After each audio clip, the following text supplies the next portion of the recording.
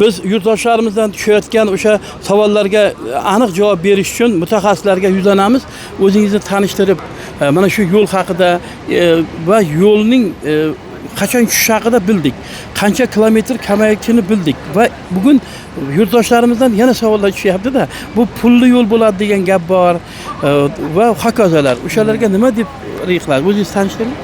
Men G'oziyev Ma'mur, Surxondaryo viloyati avtomobil yo'llari bosh boshqarmasi bosh muhandisiman. Ushbu yo'limiz prezidentimizning qarorlariga asosan qurilyapti. Bu yo'limiz bepul yo'l hisoblanadi. Davlat dasturi asosida qurilayotgan yo'l bu. Bu yo'limiz foydalanishga topshirilgandan keyin Surxondaryo viloyatining iqtisodiyotining juda muhim infratuzilma hisoblanadi. Bu yerga Tojikistonga o'tayotgan tranzit avtomobillari ham qatnovi shu yerdan yo'l qo'yiladi. Qolaversa, turizm rivojlanishiga ham katta hissa qo'shiladi, qulayliklar yaratiladi.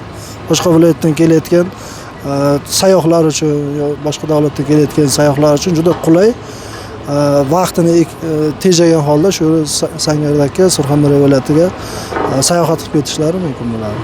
Katta rahmat sizga, minnatdorchilik bildiramiz barcha bizni tomosha qilayotganlar nomidan. Albatta, hurmatli aziz yurtdoshlar, bugun mana ko'plab ma'lumotlarga ega bo'ldik.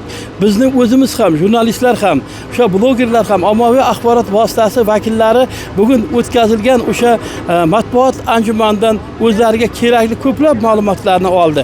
Biz ilgari xabar qilganimizdek, nafaqat bu yo'lning ishga tushishi xalqimiz uchun, balkim Surxondaryo iqtisodiyoti uchun ham nihoyatda katta ahamiyatga molik ekanligini aytib o'tishimiz kerak.